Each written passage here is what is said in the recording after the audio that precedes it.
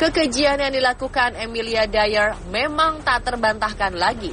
Wanita berjuluk Angel Maker ini terbilang sangat nekat dan tega melakukan aksi sadis demi mendapatkan uang.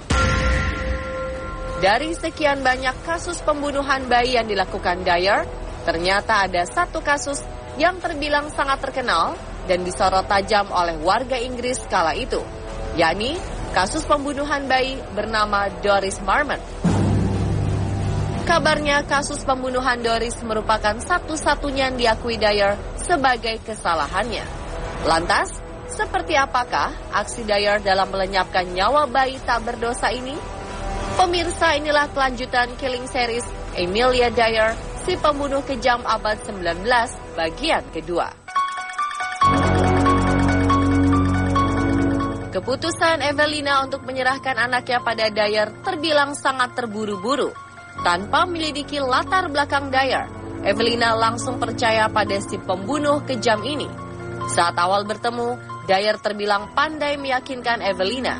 Ketika itu, Dyer mengatakan bahwa dirinya adalah sosok sederhana, orang rumahan, penyayang anak-anak, serta memiliki kondisi perekonomian keluarga yang cukup baik. Sontak, Evelina pun merasa bahwa bayinya akan jatuh ke tangan yang tepat. Setelah kesepakatan dan tanda tangan kontrak selesai, ternyata Dyer membawa Doris Marmon ke Mayor Road, Willesden, London. Lokasi ini merupakan tempat tinggal Polly, putri Dyer. Apa yang terjadi di sana? Sesampainya di sana, Dyer segera mengambil selotip putih dan mengalungkan selotip tersebut di sekeliling leher Doris sebanyak 2 kali hingga akhirnya Doris tewas. Kabarnya, jasad Doris dibalut menggunakan serbet. Setelahnya si pembunuh kejam ini menjual seluruh baju bayi yang dibekali oleh Evelina, orang tua sah Doris, ke toko barang bekas demi mendapat keuntungan lebih besar.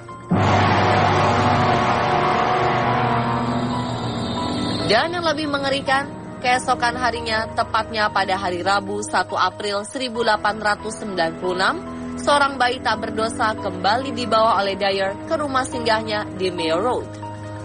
Bayi bernama Harry Simmons berusia 13 bulan ini dibunuh menggunakan selotip putih bekas pembunuhan Doris.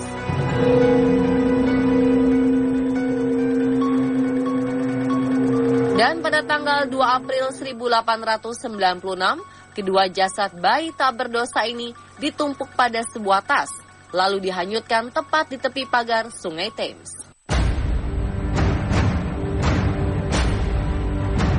Tanpa sepengetahuan Dyer, pada tanggal 30 Maret 1896, selang beberapa hari sebelum Dyer membuang Doris dan Harry ke Sungai Thames, rupanya pihak berwenang menemukan serta mengangkat sebuah balutan berisi seorang bayi perempuan.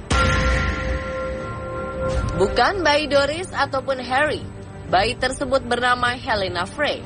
Akhirnya pihak kepolisian yang kala itu diketuai oleh George Tusley memerintahkan seorang detektif bernama Anderson untuk menyelidiki kasus ini hingga tuntas. Hasil penyidikan sang detektif menuntun mereka kepada beberapa bukti baru.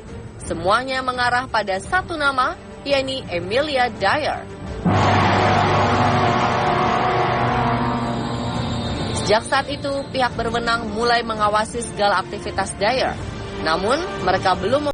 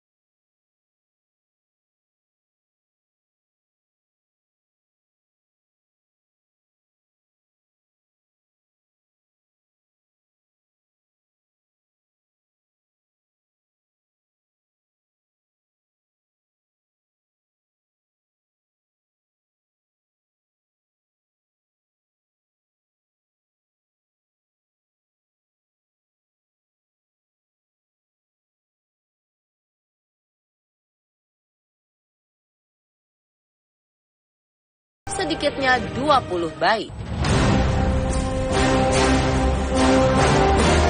Siapa pembunuh bayi paling sadis? Nampaknya jawabannya hanyalah satu nama, dan nama itu adalah Amelia Dyer. Pada abad 19, Dyer dinobatkan sebagai pembunuh paling produktif karena telah menewaskan sekitar 400 bayi selama 16 tahun, tepatnya sejak tahun 1880 sampai 1896.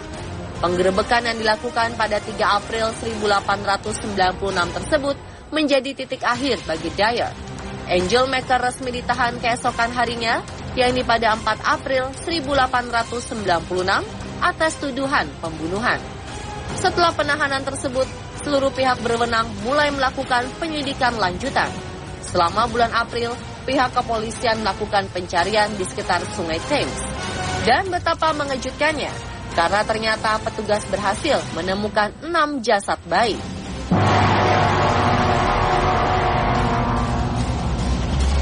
Dua di antaranya adalah jasad Doris Marmon dan Harry Simmons, 2 korban terakhir yang dibunuh Dyer.